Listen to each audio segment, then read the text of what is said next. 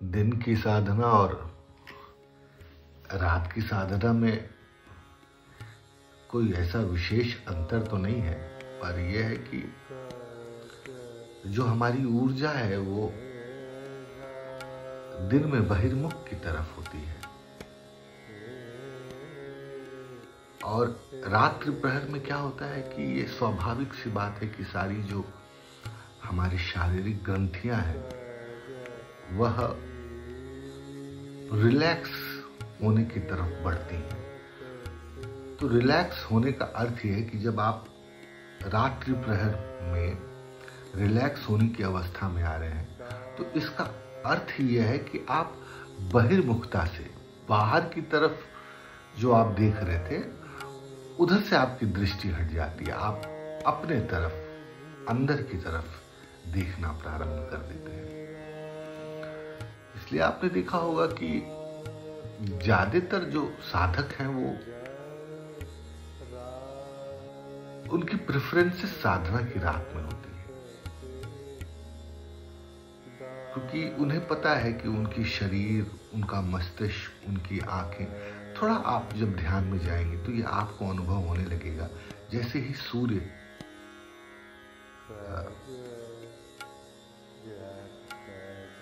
अपनी जिसे कहते हैं कि दूसरे दिशा की तरफ बढ़ जाता है। मतलब जिस देश में आप हैं वहां पे सूर्य की रोशनी अगर नहीं आ रही है तो वैसे ही सक्रिय हो जाती है हमारी शारीरिक सारी ग्रंथियां अंतर्मुखी होने के लिए कि अब उनको रिलैक्स होना है। और ऐसी अवस्था में जब आप अपने अंदर की तरफ झांकते हैं, अपनी साधना, अपने ध्यान को ले जाते हैं, तो वहां आपको सहजता से, सरलता से आत्म केंद्रित होने के रास्ते दिखाई पड़ते हैं। पहली बात। दूसरी बात, आपने सुना होगा कि ब्रह्म मुहूर्त में साधना करने की, जप तप करने की बहुत सारे विधान हैं। ज्यादातर लोग कहते हैं कि ब्रह्म मुहूर्त में उठ करके आप ध्यान, पूजा पाठ, साधना इत्यादि करें। उसका भी वैज्ञानिक कारण यही है कि उस वक्त आपकी जो चेतना है ना वो अंतर्मुखी है ना वो बहिर्मुखी है। अभी सूर्य पूरी तरह से फलक पर आया नहीं है, रात अभी ढली नहीं है, तो जो निद्रा है और जो जागृति है उसके बीच की अवस्था में आपकी पूरी परिस्थिति है। तो उस वक्त जब आप ध्यान करते हैं तो आत्म केंद्रित होने की संभावना ज्यादा बढ़ जाती है और एक बार हो गई तो उसके फिर आपको रास्ते समझ में आने लग जाते हैं। तीसरी बात आपने जो कही, साधना क्यों, काहे का साधना।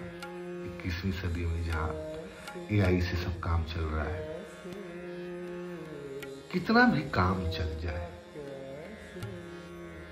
जिसे कहते हैं मधुरस, तो व्यक्ति को अपने आत्मा के करीब होने के बाद ही प्राप्त होगा। साधना ईश्वर की प्राप्ति के लिए नहीं, धन प्राप्ति के लिए नहीं, मधुरस पान करने के लिए।